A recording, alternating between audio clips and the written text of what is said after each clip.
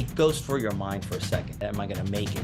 Is this tough? It's a swim. There's so many different things but it doesn't dwell. You kind of know that it's there. It's an option, but you just push it out of your mind because failure is not an option. So.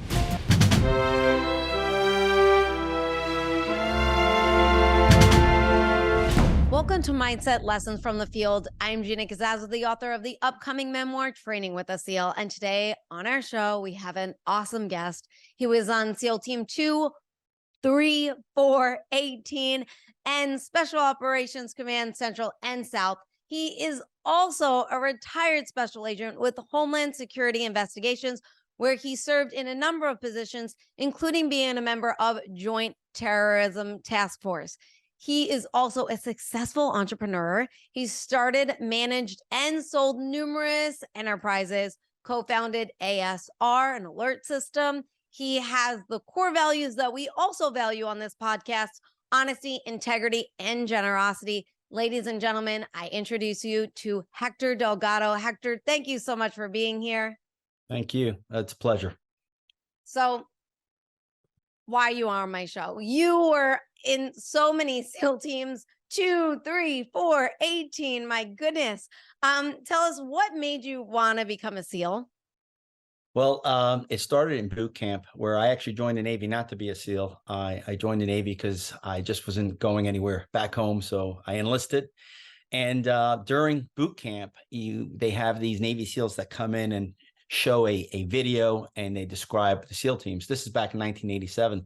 So they only show the cool stuff, the jumping, the diving, all the stuff that, oh yeah, that looks good. They don't show all the other hard work, the push-ups, the surf torture and all of that. So, but they also showed something significant in that, where it showed the SEALs and the UDT teams working with astronauts at NASA. And I had always wanted to be an astronaut. So this was an environment to work in scuba diving and non-gravitational environments. And I said, wow, maybe I can get into the SEAL teams and, work my way over to NASA. So that did not happen, but I did go to BUD/S and end up becoming a SEAL. So that was the initial one. So you said something really interesting. You mentioned they only show the cool stuff. They don't show all the other stuff that come with being a SEAL. And I think that's something that we don't think about, right? I mean, for me, the SEALs, they have the best marketing. Who doesn't want to become a SEAL? Like, it's so, you just feel so strong. Now, if they would have shown the hard stuff, do you think that would have deterred you from joining? No, not at all. As a matter of fact, it's an all volunteer military. It's an all volunteer SEAL team. So we still have, even during times of the global war on terrorism, we still have folks, volunteering. So that would not have deterred me at all.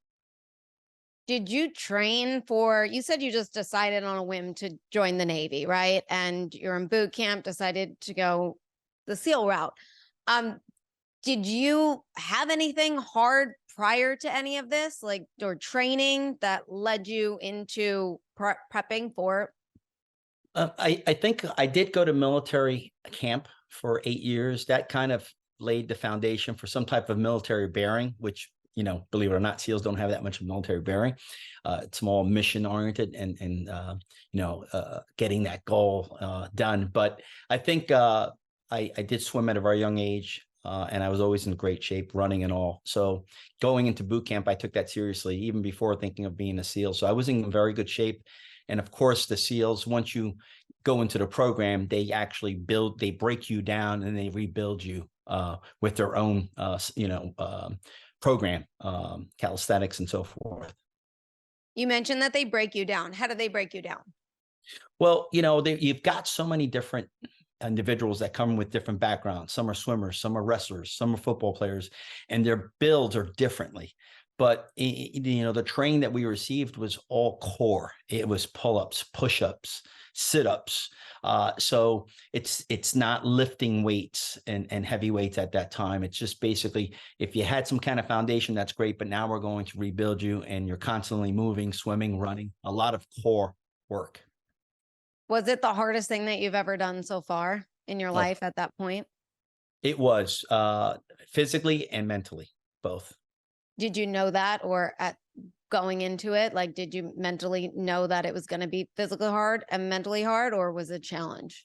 At the time, and especially in my generation, the SEALs weren't, weren't in the books really, in the movies. So no one really knew what a SEAL was. And you know, it was better back then that way. But so going into this, you know, I really didn't know what to expect. But I've always been a team player, and I felt that, you know, if I'm suffering, all the guys are suffering just the same. So that kind of kept me motivated. That's interesting. You don't normally hear the teamwork mindset in the beginning. Usually it kind of starts developing. It's interesting that you say, as I realize we're all suffering together, which really helped. Um, Hearing the bell around you go off throughout buds, did you ever consider it? You know, I think the bell being rung by certain individuals motivated me to stay. And, you know, because sometimes you see folks that are either sandbagging or they just, you think that they would not be a good fit based on some things that they, you know, demonstrate. And then there's other times where you have a guy that rings the bell, and you know, you thought of him as, you know, he would be a great SEAL, even though you're not a SEAL. You know, you think you'd be a great team member, and he rings the bell. So that could be demoralizing. But that's the time where you kind of dig deep, and you know, you get strength from those folks that quit, and you keep going forward. I was listening to an interview where you mentioned Hell Week was like insanely hard. It was a real challenge. And you know, from what I gather, it's you don't sleep, right, for 5 days or something. And I was listening to another interview from somebody else, and they mentioned another SEAL, and they said, um, our commander said, this is probably the first time you're gonna go um into war with yourself. And I thought that was so, so powerful. And can you relate to that statement?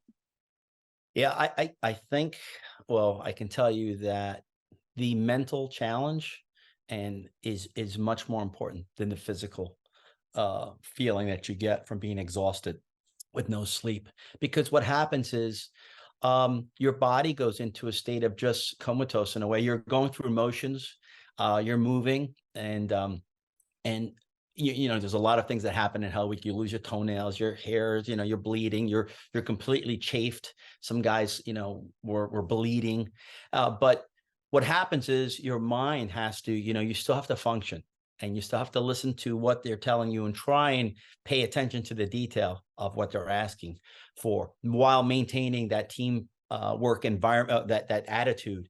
So it was definitely tough physically, for sure, the hardest thing I ever did physically, but I think it was more mentally tough. And collectively, training itself, I feel training the whole 6 month process to a year is much more difficult than just 5 days of no sleep. How did you strengthen your mindset? How did you get, what was your mind saying that you had to overcome? And how did you overcome that? Because to me, like, just sounds so satisfying to quit, but then you live with that. And I remember when I was training with the SEAL, and I think I mentioned this in one of the previous episodes, where we were doing push-ups, and I looked to the person next to me, and he just collapsed, and I was like, ooh, that looks really nice, like that just looks like a nice break. And I was like, "Ugh, I think I'm gonna do that." And I did. And it still sits with me to this day. Like, it still eats at me that I did that. And that was only my second day of training. And after that, every single time I wanted to quit, I remembered that moment and was like, quitting sounds so great for that second, but it lives with you forever. And I rather just get through the pain. So how did you do that? How did you combat? What was your mind saying that was negative? And how were you combating that? Well, I think you have to realize that many of the exercises, the evolutions, the challenges that they put you in reside around teamwork. And if you are the weak person, or if you're not giving 150%, you're going to quickly know it. They're going to quickly know it. And so there's a sense of, you know, dependency that we have on each other, whether it's, you know, understanding that you have to time the wave so we can all row at the same time. And so I think there was a sense of, hey, these guys depend on me, I depend on them, I can't let them down, right? So that's the first thing. And then of course there's just, if you find yourself that your skills, your strengths, your weaknesses, they give you the opportunity to do things on a weekend, to train, in the area that you feel that you're weak. So that's an initiative that you have to take upon yourself. And it helped that I didn't have a wife or a child or any other commitments. I was focused on one day at a time. That's how I got through it. One day at a time, knowing that there was going to be challenges. Every day is a test. Every day is a challenge, but just take one day at a time and focus on, one evolution at a time. I talk about social awareness a lot, but what I haven't talked about is self-awareness. And it sounds to me like you had a lot of self-awareness about yourself going into and doing all this training, because you just mentioned like we can train on the weekends for our weak points and stuff. So did you have a lot of self-awareness for yourself? I did. I felt that I was not, I was concerned with my drown proofing piece, which meant, tying knots under the water and then swimming, having your hands tied behind your back and your ankles tied. So myself, along with a few other BUDS candidates, students, went and we would go on our off time to just, watch each other, help each other. And if it wasn't for that, I don't know if I would have been able to get through that piece of training. So that did help. And those are the types of things that guys would do that were concerned. So was there a point besides that where like you almost didn't make it? Um, no, I would not say that, I wasn't always at the front and I was not in the back. I was always in the middle, and that was not by design. There was some really, really, and I was very young too. So I was always at the front of the pack for the most part, going through at 18 years old. But, oh, I can't say it didn't, yeah, there were times when I would, it goes through your mind for a second, am I gonna, is this something that, am I gonna make it? Is this tough? It's a swim, there's so many different things but it doesn't dwell. You kind of know that it's there, it's an option, but you just push it out of your mind, because failure is not an option. So you just kind of, you never think about it, you try not to. And when that bell goes off, that should be inspiring the students, not demoralizing them. So you mentioned the tying the knots underwater and swimming with the hands tied behind your back, and you did training for that. How was your mindset when it was time for the test? I was very nervous. And what they do is, again, understand that they want to put you, training, they want to put you in a very uncomfortable place, mentally, physically, emotionally. And they want you to, they're doing that because when you go to combat or you're in a situation of high stress, you can reflect back. Oh yeah, I remember. It's kind of fun. And sometimes guys laugh at death, because you remember what you did. And sometimes training and accidents and things that occurred are worse than, what that happens overseas. So you have that level of, okay, you can reflect back on training. And that's the goal, is to get you guys, get us into an area that we're so uncomfortable that we can reflect back. But I think when it comes to drown proofing, yes, I was very nervous that day. And as a matter of fact, one of the knots I did not get correct. And I kept trying to do it. I was running out of breath. And at the last minute, I kind of just shot up to the surface. The instructors are watching, and the instructor held me. Another instructor came down, and I was fighting to get to the surface, and I just never made it to the surface. So I ended up drowning on that one. They revived me. And of course, I had a day to go back down and figure out the knot tying the next day, which I ended up completing. But you're not getting away. These guys are sharks, the instructors. They'll know who the weak people are, and if you're trying to do something or skirt the system, you're going to put a target on your back, and they're going to focus on that. So how was day two then, going into after the drowning, the reviving, and essentially not completing the task? How was it then the second time with all that pressure? Yeah, you just, again, that night, I just, of course I prayed. I was like, I've got to do this. I kept going through. I went through the knots over and over again, because, tying a knot, outside of the water is easy. But now you get under the water, there's pressure, you're at 15 feet. There's a lot more external pressures around you that you have to deal with. So I thought about that, but I felt the next day that I had to do it was do or die. There's no, that's it. It is what it is. And it was only because I ended up passing out. They drowned me that I had the opportunity. Some guys don't have that opportunity to do it again. How did it feel doing it again?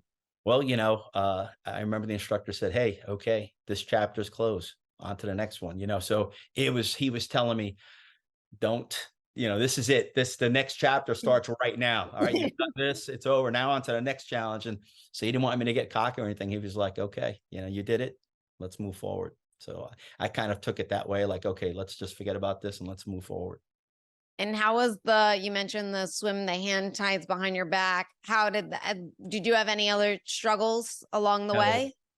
not when it came to that. I was really, because I did the training on the weekends, I was very confident and I did well. But we did lose people during that evolution as well. But I felt good on that one and I passed that. So during your time throughout training and then coming out and completing training and then being a SEAL and going on to missions and all this other stuff that comes with it, how do you feel like your mindset is always getting stronger? Are you ever aware of um if it's ever dropping to get it back to where it's supposed to be?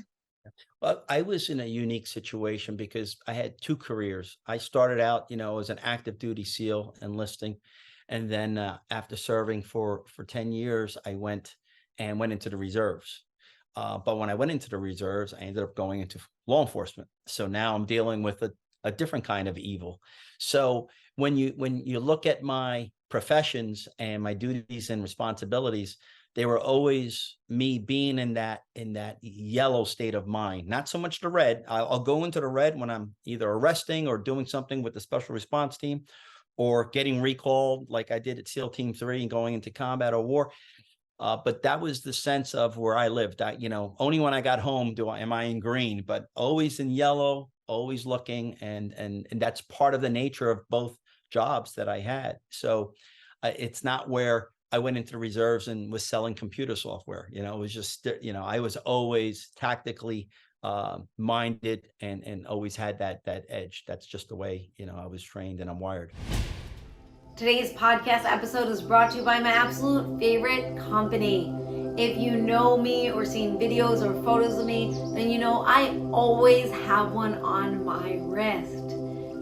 I absolutely adore this company, DiscoverOmnia.com. DiscoverOmnia.com is the world's first smart crystal bracelet. Every single bracelet is handmade in the USA using real genuine crystals made on memory wire. Every bracelet is unisex and they're also aromatherapy. The cool part is the black onyx charm that is on the bracelet. It scans to your cell phone, connecting you to their Wellness Hub Elevate. You can also access their Wellness Hub Elevate on your computer or tablet. You just have to sign into your account. The bracelet gives you a 12-month membership. It has over 200 pieces of self-care content, from motivational tips, meditations, breathing exercises around the theme of your bracelet, printable journals, and so much more. The content is ever growing. And that's not all. The bracelet also gives you lifetime access to their Elevate Together Club, which meets monthly via Zoom. Each month is themed, giving you actionable takeaways to elevate your life. And with this podcast episode, you get 40% off your purchase order by using the code MindsetPodcast. Use that code MindsetPodcast for 40% off. Just go to DiscoverOmnia.com. DiscoverOmnia.com, code MindsetPodcast for 40% off. Get your bracelet today. Now, you're a family man. You have children, correct? I have one daughter. Yes, ma'am. So how do you help develop her mindset to go through challenges and not quit and do things that are hard? I think what I did was I felt that even though I was a SEAL and I had not retired yet, I felt that giving back to the community was important. So down here in Florida, we have the National Navy SEAL Museum located near my house in Fort Pierce, Florida. I live in Jupiter. So I became involved with the museum and always went to the musters, participated as a role player, as a SEAL, doing these capability exercises. And my daughter grew up in that environment, with the helicopters and with the SEALs that would come and visit. And we do a lot of different events there that bring the guys together. She grew up seeing the camaraderie. She also grew up seeing all the little things that we do, to simulate what our active duty brothers are doing. So that in turn, got my daughter into driving boats and, jumping out of an airplane, becoming a pilot, and doing things at a very young age. But most importantly, she understands the mindset that I have, and I think that's the biggest compliment anyone can give me is that she is a very good judge of character. Can you talk about that mindset that you and her share together? Sure. We have this saying in the SEALs, never quit, right? We have situations where you have a Medal of Honor recipient that, received that Medal of Honor. Why? Because he went back and that's Mike Thornton. He went back and got his teammate who, for all intents and purposes was going to die, but he went and saved him. So this never quit attitude, where you're depending on each other in combat or in business, that's what transcends for me, where it doesn't matter what I'm doing. You don't quit. You just don't, you find a way to succeed. You find a way to win. And that's something I tried to instill in my daughter, which I've done. And I also instill in my teammates and and whether it's business or in the reserves, in my team, that's what you do. It's that never quit attitude. And that's how you inspire folks. How do you instill that never quit attitude? I think you instill it first by leading by example, not, it's like you're going to be the first one there. You're going to be the last one to leave. You start from there, showing that you care about whether it's business or the mission, that you've got their back and you're there, 24/7 to prep for the mission. And then people take that, especially folks, your subordinates, and that's how you teach them. If that's what they know from day one, then that's how they're going to behave and act in the future. But you have to instill it. And you also have to even though you go through training in BUDS, well, you get to the teams and there's more training. There's advanced training. So as a training cadre, we need to instill that pressure like we did in BUDS, not treat them like, like we're trying to weed them out, but treat them like adults, but yet put that level of that emphasis of high level of stress and provide these problems for them so they can have those, solutions to these challenges. So that's what we do. Once you get to the teams, you're still challenged on a lot of these scenarios that they provide in training. So with these challenges, what did you learn going back to self-awareness that was your biggest challenge? I just felt that, I always assess myself, because what we do in training is there's also shooting, right? Let's just pick shooting. Shooting is a perishable skill. There's a lot of things that are perishable, skydiving. So this training cycle, it never ends. But you have to be mature enough to say, okay, I need to get a refresher, or, hey, listen, why don't you walk me through this? Even if you're a senior, what we do in the SEAL team, this rank structure, there is a rank structure, but sometimes ground force commanders or leaders will ask the youngest or the most junior person, or they'll ask the platoon, they'll poll. And based on some answers, you might take that most junior person's idea because you want to kind of, develop them as well. But basically, to answer your question is, you have to be aware of yourself, and you have to be able to say, hey, listen, I haven't done this in some time. Let me get some retraining. Put your ego aside, because you are aware that if you don't do it right, you're going to have an accident. And, certain things that we do will not only hurt you, will hurt your teammates.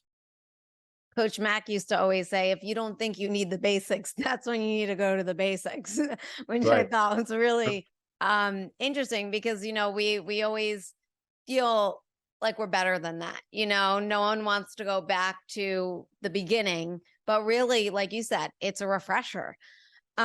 Was there ever a time in your life where you quit on yourself? Um, no, I don't think it was ever a time when I quit on myself. I think there was a time where I kind of hit the pause button, and that is where you start either physically getting sick or emotionally sick. And you kind of have to hit the reset button. And I've experienced that, not many times, of course, but it's important to be able to recognize that and get the help and reach out to the the folks that you need to get some help and reset your life, because unfortunately, and again, I come from a different era, but you have to understand right now, today's date, and we're having this conversation. There are SEALs, there are special operations folks, teammates that are out there. We're kind of in a dwell where there's combat, but we're not at war. And these folks, these guys have been hitting it hard, and they now have a little time. They're still training, they have some downtime, but they can't have a conversation with their wife or their child. They don't know how to hold it. Why? Because they're just disconnected because they've been doing something for so long. So we have a lot of folks that are feeling adequate, yet they have two eyes, two arms, two legs, but these invisible scars are inside, So I'm very concerned with the guys in my community right now. My coach said it takes at least 6 years to really rebuild your life after military life to become a civilian and assimilate to civilian life. Do you find it? I mean, you're a successful entrepreneur and businessman, but did you find it difficult to assimilate into civilian life? And I do know that you did go into the reserves right away and law enforcement, so you were still kind of in it, but how was that for you?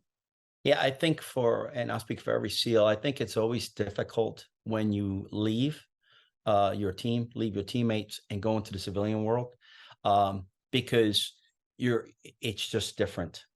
They think differently, it's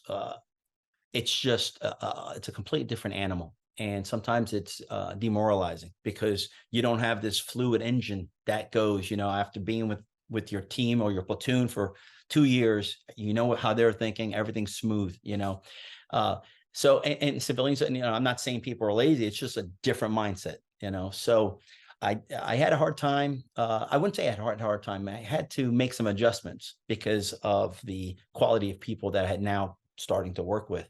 Um, but I ended up finding, again, finding the group of people that I would be able to relate to that work in a similar environment like the SEALs. So that's special response team. That's the SWAT team guys. Those are the guys that are cut from the same cloth. They're civilians, but they think like the SEALs. They operate like that, and it's all about service to them. So that's was a magnet for me, and that's the direction I went into when I went to the feds. You mentioned, you feel sometimes demoralized. How do you speak to yourself or your mindset to boost yourself back up? I think the first thing you have to do is, and you say, successful entrepreneur. All I did was I started some ventures, I failed, and then eventually, you hit a couple home runs or a couple base hits, and so it's always a constant learning thing. So how I picked myself up was by learning. What did I do wrong? Not doing it again, and figuring it out. I never want to be the smartest one in the room. So it talks about what I do is how do I learn? Well, I surround myself with good team members or mentors or people who are going to help me to avoid that mistake. And you constantly need to keep diving into, what did I do wrong in that business venture? What can I do better? So yes, it's demoralizing, but it's quickly saying, okay, I'm going to get back on that horse. I'm not going to, woe is me. Let's just keep moving forward because, you do have mouths to feed, and you have to, you have to control those emotions. Do you have any stories for us on either your time in training or in buds and seer or even in combat for where it was just like really, really challenging for you and you came out on the other side and how it all felt for you? Well, I can tell you in training, when I was at SEAL Team 2, we did a lot of work with submarines. And back then we would lock in, and lock out. You're in a submarine, and then you have to pressurize the compartment. You have to flood it with water, and then you have to get out and work with all kinds of. There's things you have to do. to prepare for the rest of the team to come out. And I just remember almost dying one time because what happens is the submarine has to maintain a certain depth, and sometimes they'll lose that depth. And if you're anywhere near that compartment, they're going to physically shut that door. I had gotten stuck in that door, and the trunk operator was trying to move my tanks and get me clear, when all of a sudden I felt that we were getting deeper. Right at that time, I popped out, but all I remember is seeing the shadow of the submarine leaving, and I was way deeper than I should have been. My ears had popped. So I basically tried to gather myself and slowly make my way up to the top, and thinking, calculating, do I need to make a stop? Because I'm diving scuba. And that was in training. So I do remember, thinking, oh my God, it took like forever to get to the surface, and just tried to not panic and just get up there. So that was one of many times where could have gotten worse, but that was one specific one. In regards to combat, I entered as a peacetime SEAL, trained by Vietnam vets and so forth. But probably the highest and lowest point of my career was serving with SEAL Team 3 in Ramadi, Iraq in 2006. Serving with a great team, great task unit, great people, great leaders. But again, we did lose a couple SEALs. One is a recipient of the Medal of Honor. He jumped on a grenade. So being part of those guys and experiencing what we did, not only helping each other out, but helping out service members, the Army guys, the Marines there, because you don't care. It doesn't matter how special you think you are. When there are IEDs around and there are Americans dying, it's one team, one fight. So I think that was the highlight, but also the lowest point because of the loss that we experienced. How do you push past the fear of, like, you mentioned, in training, couldn't do the knot, going up to the surface, I'm drowning. How do you calm yourself? And you mentioned the submarine, that incident of, almost that door shutting on you, and then being able to slowly come up. Like, how do you just stay calm for yourself in, like, the face of, I could possibly die in this moment? It goes back to buds. It goes back to training, because you are put in an environment. I wouldn't say you're put in an unsafe environment, but you're put in an environment where you have to figure things out as a unit collectively. And sometimes you have to figure it out by yourself. As I told you, I was in the knot tying. Well, what about, we have to go now against, I was a winter class. We have these little IBSs. We have to paddle through 10-foot waves. So, and when that wave comes in and brings you back on the rocks, now you have to negotiate the rocks without snapping your legs. So I think a lot of the exercises and what they've done in buds, that carries you forward. That, coupled with the training at the SEALs teams, the advanced training, it's constantly keeping you on edge, and it allows you to maintain that sense of, that third sense of, how to get through things, and how to also avoid getting injured. So How can a civilian, like, stay calm? Like, what would you do? Like, instead of a civilian, like, putting themselves in a rowboat with 10 people going through a 10-foot wave, like, how can they do something that's more on civilian level to train themselves for if an incident like that were to happen? I think I'll answer that with, based on what I'm doing now. I developed an active shooter alert system, right? And we have an epidemic in our country. And when people get shot at, they're going to lose all fine motor skills. Okay. But you have to be able to survive the incident. Okay. So what do? You have to be able to assess, where's that gunfire? Where am I going to go? It's not a fire drill, because you might have to go and lock yourself in a room and survive, but you have to be able to stay composed. So how civilians can do this is, number one, work that through your mind, in your workplace. God forbid something happens. Where am I going? What direction? Think about it. I'm not asking them to be SWAT people and start patrolling their office, but actually think about where I'm going to go. But also, if something happens, they have to learn to conduct and do some combat breathing, get themselves down. There's a certain way to do that, and to breathe a certain way to get you where you're kind of stable in your heart rate, and you're able to make decisions instead of hyperventilating and panicking. were you trained? That was part of training, combat breathing and all that stuff. Absolutely. Now, did Absolutely. you do that when you were getting drowned in the pool? No, I was not doing that. I was not breathing at all. Are you kidding? No. Uh, but yeah, that's I think about that. It's funny you mentioned that because I think every SEAL throughout the day, things go through their mind, whether it's a loss of a teammate or something funny, there's always something that happens and it brings you back to either a funny moment or a moment that, was really impressionable during training.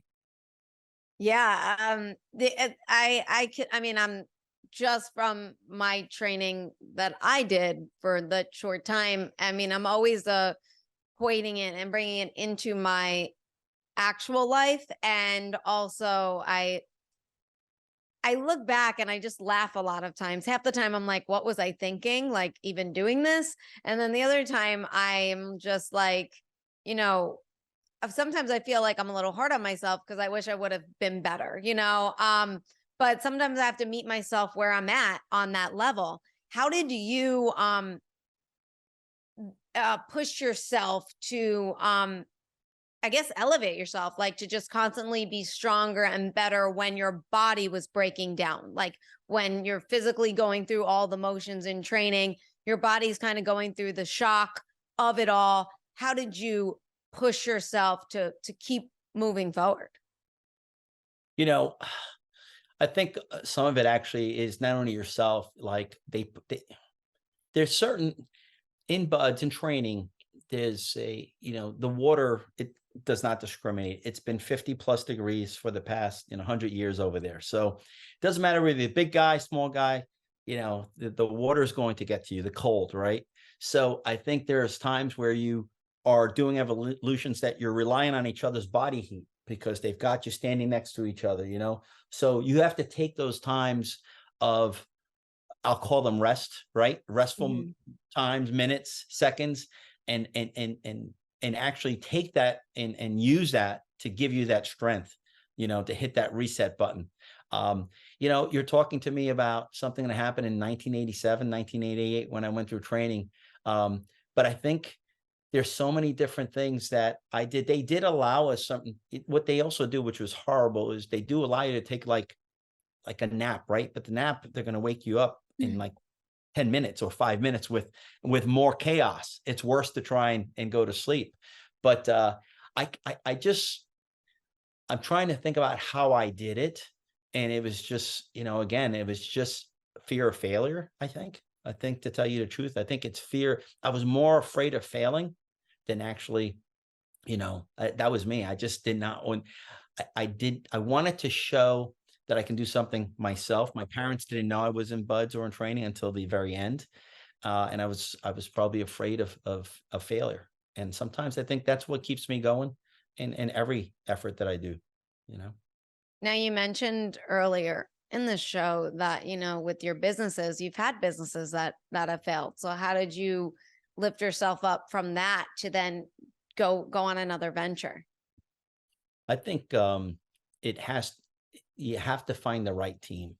I really think that it's not an I as an individual. It's building the right team. And you think about the SEALs. Well, not every effort, even though we have a very different mindset, we are goal oriented, but sometimes it's not a SEAL. Sometimes it's a different guy who's got a different characteristic or skill. And being able to identify those types of individuals, that's been my gift of putting a team together that's talented, understanding their skill sets, and then having them all work cohesively. And so I think I've gotten better in doing that, and I think that's what's allowed me to scale the business and move forward to where we were a couple of years ago.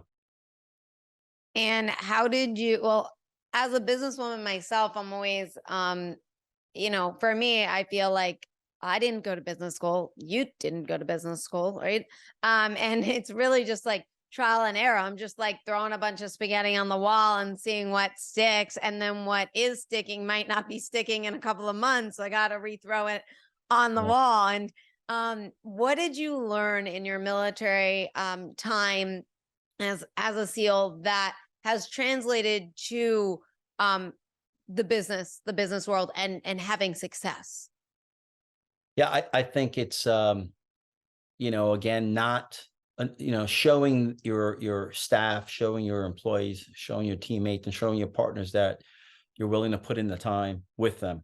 And also, sometimes it's not a democracy all the time, right? But also understanding that their comments, their input, counts, and making people feel valuable.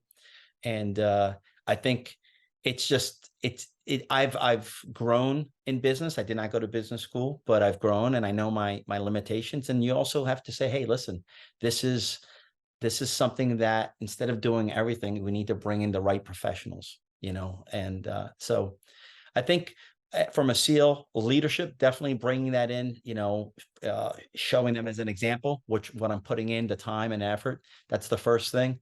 And then also, when there's challenges, showing them that, wait a minute, let's take a step back and let's continue on with the mission, but let's do it this way. We're not giving up. And that's the key, because there's been a lot of challenges in my space with some of the verticals, but we're able to take that step back, reassess, and power through again.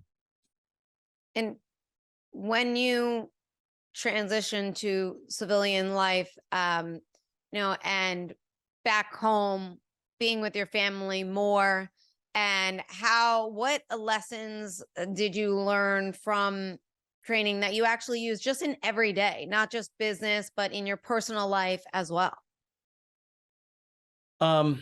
Lessons that I learned in the SEAL team, or Just like that you learned from your time when you started in the military to something that's now like an everyday thing for you. well, I think obviously, we all get old, but trying to stay healthy mentally and emotionally is very important. All right, that's the first thing. And starting your day early is important, because I think that mindset of getting up, doing what you need to do early in the day, getting a lot of things accomplished, allows you to spend more time with your family, allows you to do other things. But I think, I I just don't, it's just a lifestyle, it's a lifestyle. Now, there are things, I'm telling you, and I'll share with you that because of the 20 plus years and the activity that we have, there are a lot of lessons that we as SEALs know that we should be doing, but we go into these little gaps of maybe going sideways, right? Right? Why? Because we do have, what do we turn to sometimes? Alcohol. What do we turn to? So there's times where guys don't know how to deal with certain things, or we have an anniversary of a fallen teammate, or we lose 17 SEALs in one helicopter, and it really could affect us. So, we have to make sure that we're looking out for each other and that we maintain, the SEAL ethos, and being able to identify those individuals that are going in that path and helping them. So I don't know if I've answered your question, but I always look that, I look out for my fellow teammates until this day. And that's something that we're doing at the museum by giving back. So That's amazing. I really like that message. Being that we are called mindset lessons from the field, do you have any, well, two-part question. Number one, what advice do you have to help for others to strengthen their mindset? And number two, what lessons do you have for our listeners from the field? yeah. Well, you always, I guess some lessons are, of course, never give up. That's the first one. We have sayings, the only easy day was yesterday. So, that was done. Every day is a challenge, attack it. And, you have to, I really am a team player. I think you value your team. I think what's important that I do is I use technology now to write my ideas down. And when we speak about mindset, it's very important that you try and picture what you want to accomplish, visualize it, right? Because and I'm not saying that you're going to manifest it, but I'm saying is you visualize it. Why? Because when you go to combat or you're going to arrest someone, you want to think about Hollywood shows people getting shot and they fall down, lay down. That doesn't really happen. All right. Unless you're really getting shot in the central nervous system. So you want to be able to think like, if I get shot, what am I going to do? I'm going to keep powering through. I'm going to keep moving. I'm going to, apply self-aid first and then work on buddies. These are things that you train and you'll do them, but you also have to mentally do that. You have to say, I'm going to stay alive.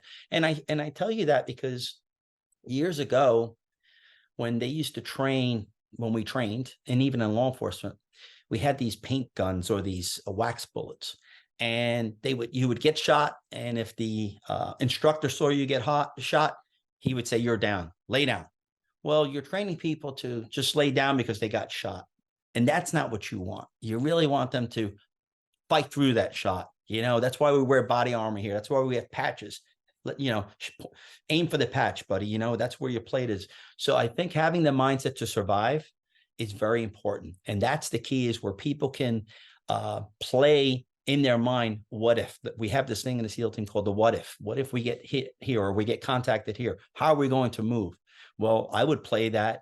And my wife thought I was strange sometimes, but I was like, okay, if I get shot or if we're going to go through with my special response team, this is what I'm going to do. This is how I'm going to, I'm left-handed. Now I have to shoot right-handed. So putting these scenarios in your mind and living it and thinking about it, that's a mindset to me, so, and that's what I practiced. So I have to ask one more question now from that, because that was a pretty awesome answer. Did you do visualization and mindset when you were going through training and seeing yourself like graduating? When did you get into it? When did you get into like this part? That I didn't start getting into that until I got into law enforcement, I would say. Yep. A little older. Now, yes, did I think about, training? Absolutely. Did I think about the graduation date and how that would look? Sure. But they really don't give you a lot of time to be thinking of that. And you got to remember, I went through at a time where, they have sports medicine, they have doctors, they have neuroscientists and surgeons and people, and even recruiting, how they recruit now for SEALs is completely different. Back then it was, okay, you don't feel good, you're hurt, take Motrin and suck it up or quit. There was no, that we had boots, we had different equipment on. They've gotten smarter. I'm not saying it's softer now. I'm not saying, it's not as hard, but they're okay. So they realize maybe the guys need to be running in these types of sneakers versus boots. Maybe they need to be wearing these types of helmets and things that are more safe, better for safety. So we didn't have that in 1987. We just didn't. We had the SEALs were not, the Navy didn't like us, and we had the crappiest gear, and it affected people in training. It did. So I'm glad that I was able to do it. I'm sorry. Did you ever get hurt at all? I did. I got hurt though. I broke my toe in training, and the only thing they could do was, and basically again, they said, listen, you can quit or you can, we'll give you a week where you can just walk. So the class would run, I would walk and I'd meet them. And even though I was doing the shuffle, and then what they did is they cut my boot. They cut a little thing for my toe to relieve some pressure. And every day the corpsman would come with a little drill, and he would just do this until he drilled down into the nail to release the blood and the pressure. So that's what I just stayed with it. So there's really nothing you can do with a broken toe. You just power through it. So it was Motrin, release the pressure, and just deal with it. How you push through the pain? It was just the no quit, like I'm gonna die before I quit type of attitude. And the more you go through training where you've invested the 2 to 3 months, you're halfway there. Much more, and that happened to me out at the island. So I didn't not want to go home. So I wanted to just, stick with it. Did anyone ever ring the bell like so close to graduation? I'm trying to think. I don't remember. I think my phases were different than they are now. My third phase was diving, and diving, you basically have to fail a test and or not really be good under the water. There's some guys that sometimes they do test for shallow water blackouts, and they do test for oxygen toxicity, where we go to a chamber.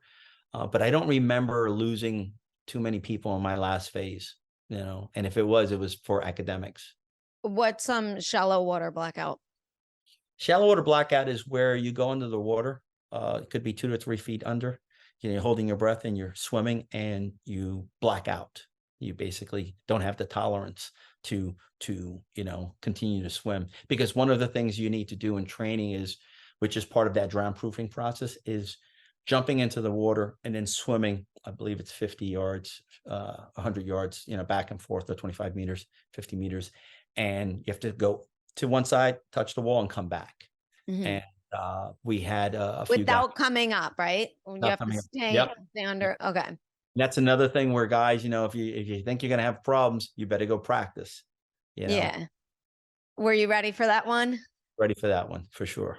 Must have some set of lungs. At the time, we all did. Most of us were able to hold our breath for a long time, and that's all those little things are those objectives that where if you feel that you're not up to it or you're weak, you have the opportunity to train yourself versus going out and for the weekend and partying. So I really enjoyed talking with you, and I'm so grateful that you were a guest on my show. Thank you so much for being here. No, thank you. It's a pleasure. And if you ever find yourself down in South Florida, please come visit the Navy SEAL Museum. It's the only SEAL museum in the world. And it's also the Navy SEAL Memorial. It sits there, for all the SEALs that died in combat or in training. And, it's just, the message is for other SEALs who might be watching this, I would love to get them down here because it's therapeutic to be and see, the museum and everything that they've done to preserve the legacy. Yeah, definitely. It's by Jupiter, right? You mentioned It's in Fort Pierce. Fort Pierce. Yep. Okay. Yeah, I have to go down there because I signed up for cageless shark diving. I'm terrified of sharks, so I decided They do that here out of Jupiter. They do. Yes, Yeah. yeah. And they canceled on me 4 times. They keep going to Florida. They keep canceling on me. It's like the 4th time they canceled on me. And but they don't give you a refund. So you just have to just pray for the best. And they have my money, so I gotta show up eventually. Okay. And Let me know. so I'll definitely let you know. So thank you so much, and thanks for everyone that's listening. Go like, share, comment, and subscribe now. Become a Patreon member so you get full access to bonus episodes and extra goodies that only our patrons get. And tune in next week for another episode.